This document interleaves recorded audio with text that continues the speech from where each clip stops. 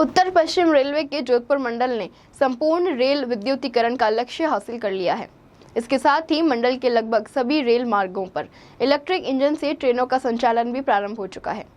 जोधपुर मंडल rail प्रबंधक अनुराग त्रिपाठी ने बताया कि जोधपुर मंडल के जैसलमेर के पास थयात हमीरा से सानू रेलवे स्टेशन के मध्य 58 किलोमीटर लंबे रेल मार्ग के विद्युतीकरण और उस पर सफल ट्रायल रन के साथ ही समूचे जोधपुर मंडल के कुल 1626 किलोमीटर रेल मार्ग का विद्युतीकरण कार्य पूरा करवा लिया गया है। उन्होंने बताया कि विद्युतीकरण के पश्चात मंडल के Merta road, Merta city, Pipar road, Bilara, Makrana, Parbatsar, Barmer, Munabao और थयात हमीरा सानू रेल खंडों को छोड़ सभी मार्गों पर इलेक्ट्रिक लोकोमोटिव से गुड्स व पैसेंजर ट्रेनों का संचालन चरणबद्ध तरीके से प्रारंभ किया जा चुका है। जोधपुर रेल मंडल भारतीय रेलवे का एक महत्वपूर्ण रेल मंडल है।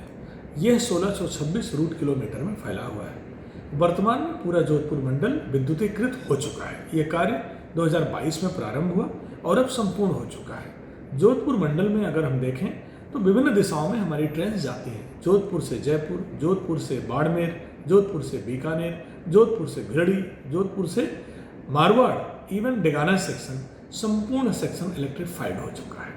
इसके अलावा सिर्फ मेन लाइन ही नहीं, इसके अलावा हमारे पास जो यार्ड्स की लाइन है, जो वॉशिंग लाइन है, जो हमारे पिट लाइन्स हैं, जो हमारे डीजल सेट की लाइन्स हैं, उनको भी इलेक्ट्रीफाइड किया जा चुका है। इलेक्ट्रीफाइड होने के, विद्युतीकृत होने के बहुत सारे फायदे भारतीय रेलवे को मिल रहे हैं। एक तो ये सस्ता साधन है, हमारी बचत होती है। दूसरा, पर्यावरण की बहुत सारी सुरक्षा होती है, क्योंकि जब डीजल इंजन प्रयोग में आता है तो प्रदूषण की बहुत सारी चीज़ें सामने आती हैं। इलेक्ट्रीफाइड इंजन में पर्यावरण की भी रक्षा होती है। इलेक्ट्रीफाइड इंजन ज़्यादा भार क्षमता को वहन कर सकता है।